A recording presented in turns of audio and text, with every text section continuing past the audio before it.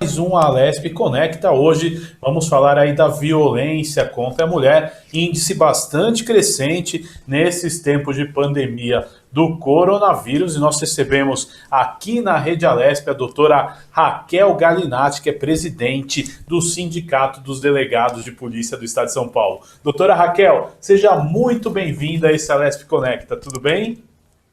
Tudo bom, Guga? É uma imensa honra falar com você sempre aqui na TV Alesp. É uma grande satisfação, principalmente para falar de um tema tão triste e delicado como é esse. Doutora, é legal a gente começar fazendo um histórico, né? É essa época de pandemia, as pessoas estão mais em casa. Cai o outro tipo de violência, né? Eu acredito, e a senhora que vai me suprir com essas informações, cai as ocorrências do dia a dia, como assaltos, furtos, roubos, porém cresce a criminalidade que é tão grave quanto, até mais grave, que a violência doméstica. Eu gostaria que a senhora fizesse uma breve introdução sobre isso. Guga, por incrível que pareça, a criminalidade ela se renova. Esses criminosos eles se renovam. Alguns crimes diminuíram, em contrapartida, alguns outros aumentaram de forma avassaladora, como, por exemplo, aqueles crimes de golpes praticados na internet, valendo-se principalmente da disseminação de fake news e das desinformações. Então, a população ela fica muito confusa e muitas vezes ela cai de forma mais fácil nesses tipos de golpes que são passados tanto por telefone ou pelos meios virtuais, WhatsApp. Agora, um dos efeitos colaterais muito graves desta pandemia mundial e que estamos vivenciando, e quando eu falo pandemia mundial, esse efeito também é um efeito mundial, é a violência contra a mulher. Infelizmente, a gente percebe que esses números, eles aumentaram não só aqui no Brasil, como no mundo inteiro. Essa situação em que somos obrigados para nos prevenir da contaminação da Covid-19, nós somos obrigados a estarmos em confinamento, estarmos em isolamento social. E, Guga, uma das estratégias daqueles criminosos que praticam crimes de violência contra a mulher justamente é essa, praticar o isolamento social da vítima, praticar o isolamento social daquela mulher, privando-a de contato com seus amigos, familiares, muitas vezes até do ambiente de trabalho. E agora, nessa situação totalmente única e totalmente adversa, o criminoso, aquele que pratica o crime contra a mulher, ele se vê num cenário muito favorável, num ambiente e num cenário muito favorável que já favorece aquele agressor para que ele deixe aquela vítima isolada. Lembrando muito bem que não é pelo fato de estarmos isolados, confinados, em isolamento social, que esta seja a consequência da prática de crimes de violência contra a mulher. São situações em que já existiam relacionamentos abusivos e aquele agressor já praticava aquela violência contra a mulher. Agora, importante, né, a gente salientar, até porque estamos aqui para esclarecer a população. Como começa, na verdade, a senhora deixou bem claro, né? Geralmente são relacionamentos que já são abusivos, são mulheres que já passaram por algum tipo de agressão, mas é importante a gente dar dicas aqui como as pessoas podem detectar quando o relacionamento começa a ser abusivo, né? Eu gostaria que neste momento a senhora esclarecesse os telespectadores aí da Rede Alesp. Guga, todo tipo de relacionamento, todo agressor, ele não inicia um relacionamento agredindo aquela mulher. Existe, obviamente, uma forma de cortejo, uma forma de tentar deixar com que aquela mulher se envolva emocionalmente. Então, existe a fase da conquista e a fase daquele homem ideal. A partir do momento em que a mulher já está neste relacionamento, aí sim se iniciam as agressões. Então, eu acredito que qualquer forma de agressão já é um indício muito grave de que aquelas agressões irão evoluir até chegar nas agressões mais graves, como lesões corporais e feminicídio. Então, o relacionamento ele se torna abusivo a partir do momento que uma das partes está amedrontada, está desconfortável naquele relacionamento. Muitas vezes o relacionamento abusivo também, Guga, se dá no sentido da mulher ter tanto medo de perder aquele parceiro por aquelas violências psicológicas e que ela submete a todas as vontades impostas por aquele parceiro. Muitas vezes o parceiro ele não agride com palavras, ele não agride fisicamente, mas psicologicamente ele a deixa refém e em vigilância constante sobre o seu domínio. Aquele agressor que pratica violência contra a mulher, as mulheres elas têm que estar, tanto as mulheres como os homens, têm que estar bem cientes que as agressões elas não estão isoladas ou simplesmente restritas a agressões físicas. São todas as agressões que as mulheres estão, de uma certa forma, constrangidas, inibidas, desconfortáveis, muitas vezes amedrontadas naquele relacionamento. E para concluir o meu raciocínio, muitas vezes a mulher ela não sofre uma violência física, mas aquela violência psicológica e emocional é tão grande que o simples medo de perder aquele que seria supostamente o cara que a ama faz com que aquela mulher esteja totalmente subjugada, fazendo todas as vontades, mandos e desmandos daquele criminoso. Então, a violência ela tem escalas que elas vão evoluindo até as situações mais graves. Então, um sinal muito claro de que existe uma violência já ali latente são os relacionamentos abusivos. Correto, doutora. Também em épocas de pandemia, por exemplo, já temos dados aí da China que o número de divórcios, né, cresceu assustadoramente. Como a gente vê esse número da violência doméstica também acontecendo, esse aumento, né? Eu queria que a senhora fizesse uma analogia, né? O crescimento do número de divórcios, com certeza, casais não toleram, né, esse tipo de coisa. Por outro lado, muitas mulheres têm medo de denunciar, né, as agressões, né, os assédios que sofrem dentro do lar, às vezes por dependência financeira, dependência emocional, por questões de tem muitos casos de mulheres que acabam não denunciando pelo medo da agressão física, como a senhora deixou claro. Sim, esse problema, esse crime, eu digo que é um crime também é uma pandemia do crime de violência contra a mulher, também podemos falar isso, porque ele se alastrou no mundo, ele se alastra no mundo e é um crime que muitas vezes mata de uma forma tão violenta quanto qualquer outra pandemia, vírus ou qualquer outra situação. Inclusive o secretário-geral da ONU, ele já deixou várias recomendações para que os países tomem medidas contundentes para a prevenção dos crimes de violência contra a mulher. Em alguns estabelecimentos, por exemplo, na Europa, tanto em Portugal como na França, sabe que agora, em época de confinamento, de isolamento social, um dos únicos comércios abertos seriam as farmácias. E dessa forma, as mulheres, elas lá na Europa, por um código, elas pedem uma máscara 19. Já é um alerta para aquele atendente, para aquele vendedor, sabendo que a mulher está ali solicitando ajuda. Então, é uma situação realmente endêmica, essa violência contra a mulher, e que a gente vê que ao redor do mundo, quando a gente fala em divórcios avassaladores, que a gente viu o resultado aí da China, que foi um dos primeiros países, o primeiro país a passar por essa pandemia e também isolamento social, a gente percebe que quando estamos isolados de tudo, nós começamos a valorizar realmente o que é importante na vida. Muitas vezes são coisas simples, são situações simples, em que aquela convivência obrigatória faz com que, muitas vezes, por falta do básico, que é o amor, aquilo se torne realmente insuportável e insustentável. Por um lado bom, é que relações que são relações falaciosas, relações falsas, relações baseadas em outras premissas que não aquela que deve ser a convivência, o amor, a família, elas se desfazem tão rápido quanto a pandemia, até mais rápido, né, Guga? Então é muito...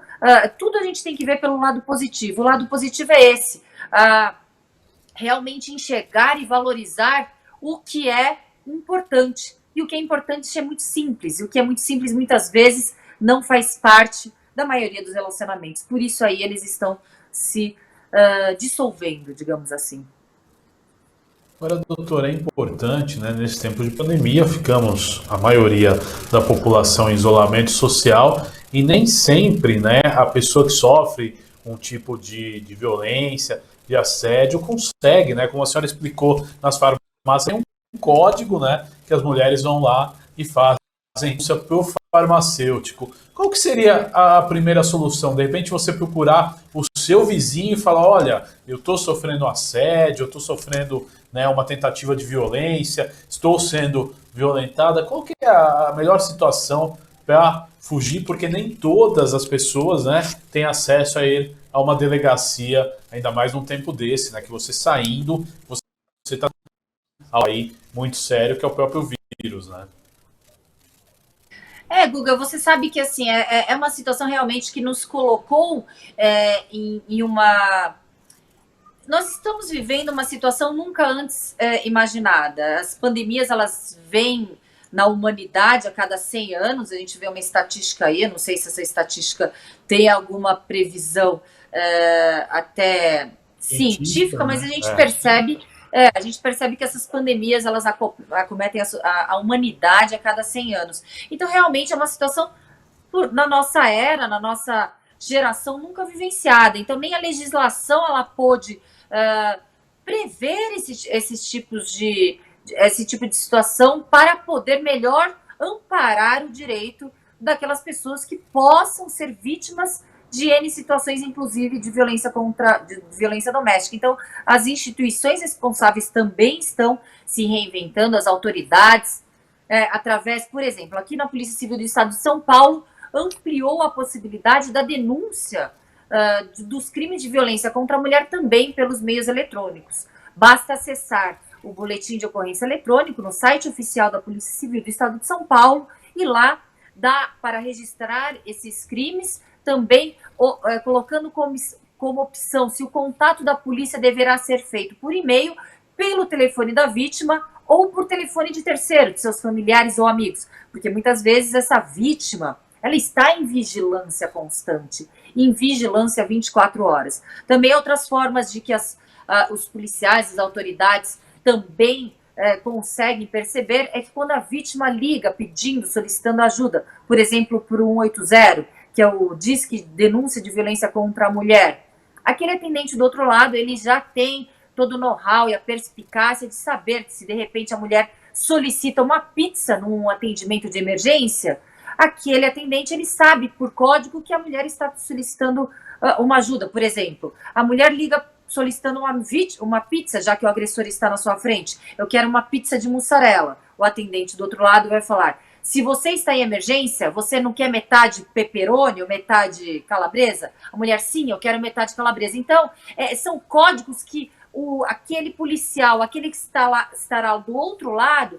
já desenvolveu para poder melhor auxiliar. E são todas situações em que agora, na situação de pandemia, que estamos tendo que redescobrir. E são situações que, por exemplo, a própria sociedade, ela também tem que perceber que aquele antigo ditado que sempre escutávamos, que onde existe uma briga entre marido e mulher não se mete a colher, é um ditado que também já foi por água abaixo, porque onde há crime, devemos sim meter a colher, independentemente se for marido, pai, filho, mãe, familiares, devemos sim nos intrometer para poder, de repente, salvar essa vítima de um crime mais grave. Eu, por exemplo, Guga, no meu prédio, no meu condomínio residencial, eu coloquei um recado tanto nos grupos de WhatsApp aqui do condomínio, como no elevador, de que você vítima, se você está sendo vítima de violência contra a mulher, você não está sozinha. Dirija-se até o meu apartamento, eu coloquei o número do meu apartamento, que estamos aqui para ajudá-la. E você, agressor, não se esconda através da pandemia, que estamos de olho, estamos atentos. Então, assim, são pequenos gestos em que, de repente, a gente pode salvar uma vida. Obviamente, se você não é policial, no caso, eu sou delegada de polícia. O meu marido é policial também. Mas se você não é policial, você pode ser que você coloque mais a vida daquela vítima em risco? Ajude da melhor forma, da razoabilidade como você acha que possa ajudar. Doutora, é interessante, né, esse gesto que a senhora fez e me faz puxar um gancho de colocação. A senhora acha que a violência contra a mulher de classe social, ela é pior nas periferias ou não tem classe social? Guga, o criminoso ele não tem classe social. O criminoso ele está em todas as classes sociais, em todas as idades, em todas as aparências físicas, tanto uma aparência física que pareça ser frágil ou aparente ser gentil, ou aquele também que já tem uma aparência física mais uma caricatura daquele homem mais violento, truculento. A gente não tem um padrão, um parâmetro de qual é o agressor e também de qual é a vítima. O que a gente sabe é que se a vítima percebe algum tipo de agressão e essa agressão ela se inicia sim, as agressões são gradativas, ela se inicia como agressões verbais, psicológicas, até mesmo agressões econômicas. Essas agressões elas irão evoluir. Agressões morais. Então, dê um basta, rompa esse ciclo, rompa essa relação, dê um basta nessa relação antes que seja tarde demais. Muitas vezes as vítimas elas não têm tempo para dar um basta nessa relação porque ela acaba sendo vítima de um feminicídio. A gente viu recentemente agora nos noticiários uma notícia muito triste aqui no Brasil, né? Aqui no norte do Brasil, uma Miss em que ela foi, supostamente, a gente não sabe, porque ela foi morta no apartamento do namorado, o namorado está foragido, então realmente é uma situação em que tudo indica no Amazonas, que né, doutor? ele possa ser, no Amazonas, tudo indica que ele possa ser o principal suspeito, até porque a polícia está o procurando. Acredito que a Polícia Civil, a Polícia Judiciária lá do estado do Amazonas, ela irá conseguir desvendar o mais rápido possível este crime, mas nós percebemos todos os indícios ali de mais uma vítima de um feminicídio. Doutora, outro ponto muito importante nessa questão toda é a questão de outras violências que acontecem dentro de casa, principalmente a violência contra o idoso e a violência infantil. Esses casos também estão em crescimento, doutora? Guga, é muito triste. Todas as pessoas que estão vulneráveis e que estão sob manto de proteção de outras, ou em um manto sendo subjugadas por outras, então é o que você acabou de falar, são relações pré-existentes. Por exemplo, uma relação em que o idoso ele está sendo ali sob responsabilidade dos seus agressores, ou a criança, de forma triste, também está vulnerável ali para os agressores. Realmente o ambiente para aquele agressor ele fica muito mais favorável e facilitado pelo fato de estarmos todos isolados.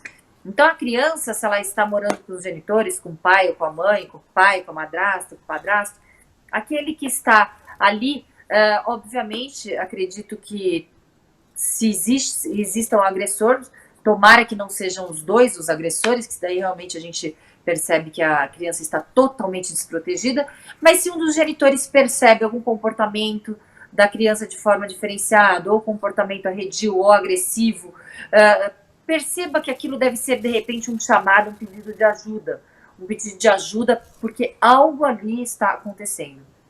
E os idosos, da mesma forma.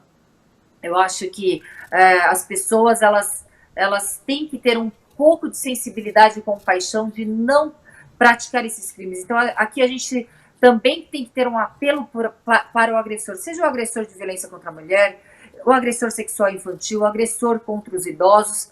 Coloque a mão um pouco na consciência. Agora, esse tempo de pandemia, de isolamento social, faz com que a gente reflita e reveja os valores e tenha consciência que a vida realmente a vida é muito frágil, então tenha sim uma ponderação de valores e tente rever os seus valores e não pratique crimes. É óbvio que é utópico, é óbvio que estou falando no mundo realmente que não é o mundo que nós vivemos, e realmente alguns criminosos não se tocam com esse tipo de chamada, mas de uma certa forma, se um puder se tocar e rever e ter um remorso por essas situações, agora é o momento, né, de rever. Agora, doutora, realmente a senhora falou, é um momento de rever, repensar. Acho que muitas pessoas aí, durante essa pandemia, têm revisado aí tudo, porque realmente é uma transformação que todos nós estamos passando. Mas é assim, na violência contra as crianças, a violência infantil, acontece mais o quê? É realmente o abuso sexual ou procuram, ou as queixas que aparecem são das mais variadas, doutora?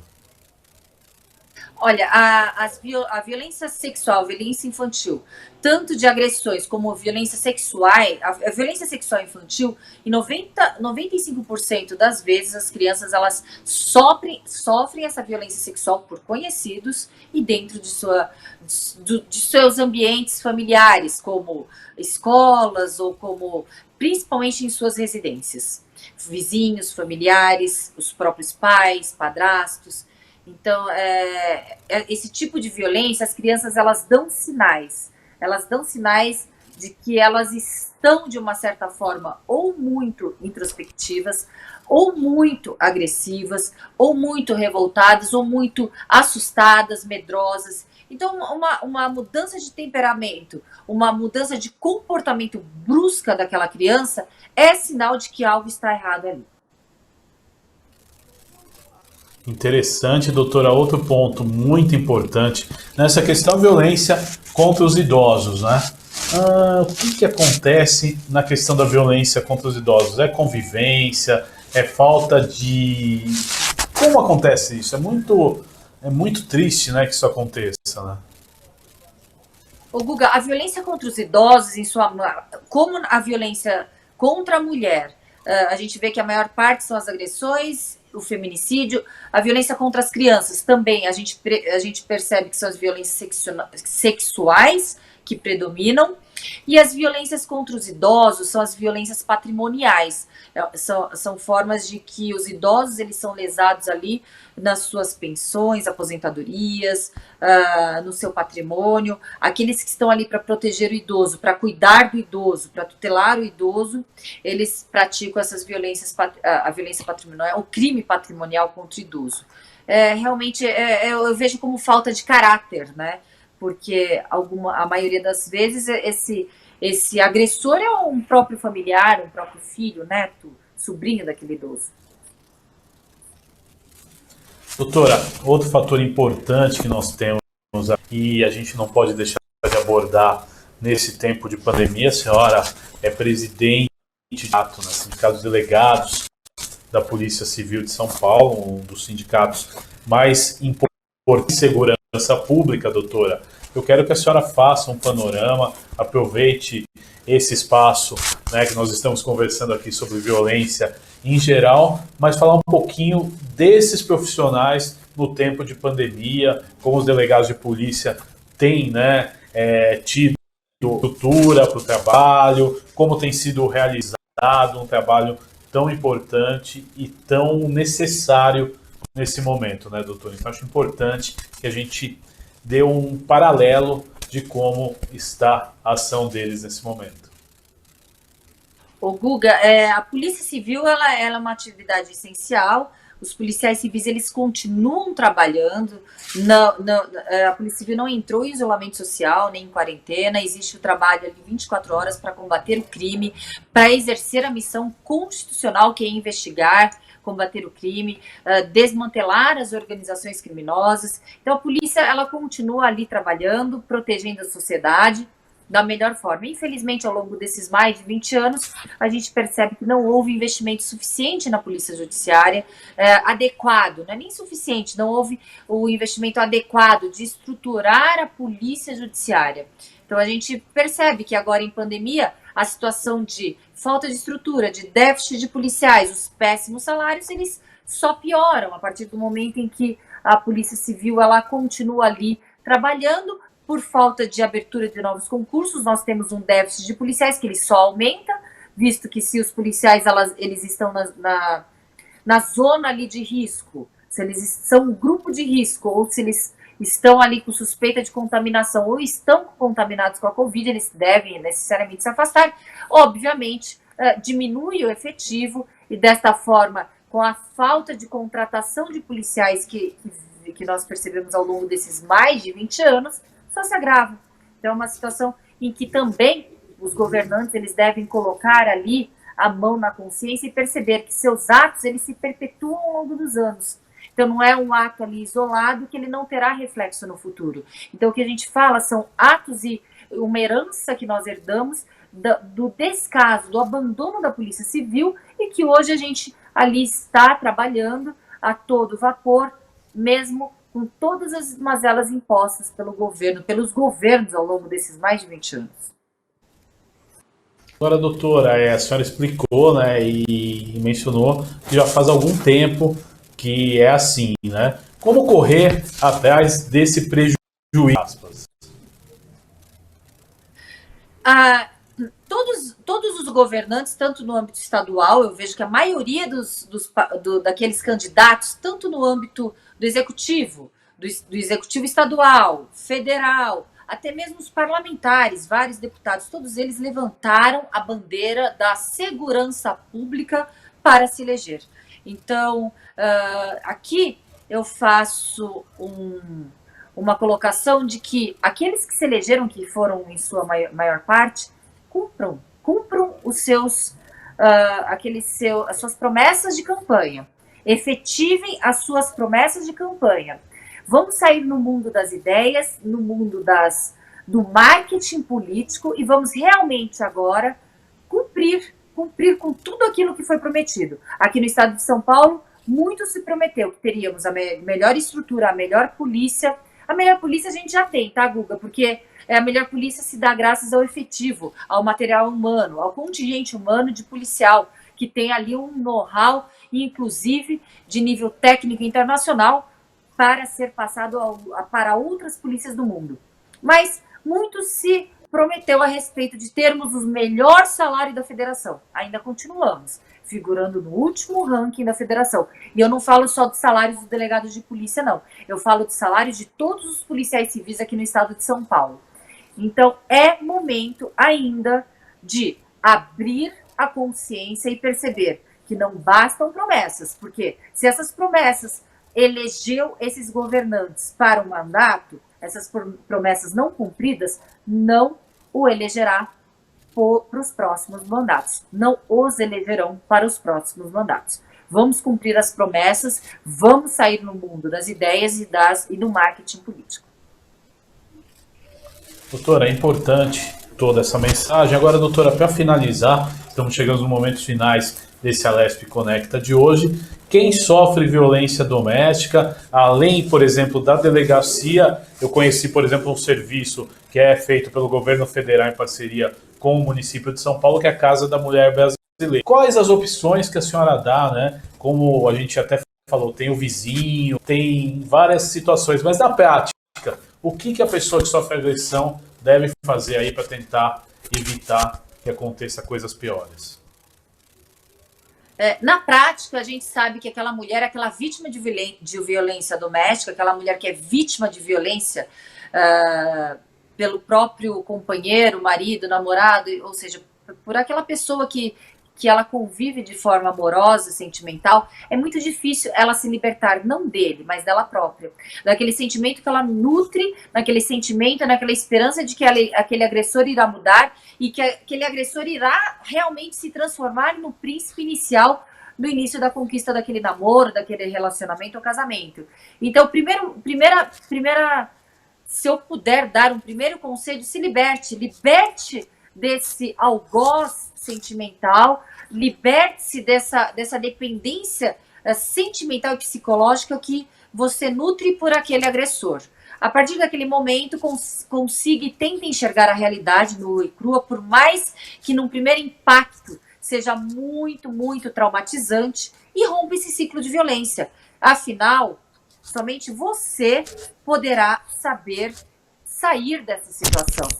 Agora, obviamente, se houver situações em que este agressor realmente ele está violento, você tem que utilizar escapatórias ou formas de fuga dessa situação, dessa residência, desse lar, e procurar ajuda o mais rápido possível, antes que você não consiga mais procurar uma ajuda, pois será mais uma estatística, triste estatística mundial, ser vítima de um feminicídio. Doutora Raquel Galinatti, eu quero agradecer a sua participação nesse Alesp Conecta de hoje. Até uma próxima oportunidade. Muito obrigado. Eu que agradeço. Esse foi o Alesp Conecta de hoje. Conversamos aí sobre violência contra a mulher e violência doméstica com a doutora Raquel Galinatti, do Sindicato dos Delegados de Polícia do Estado de São Paulo. Você pode ver e rever este e outros em nosso canal no YouTube. Até nosso próximo encontro. Tchau!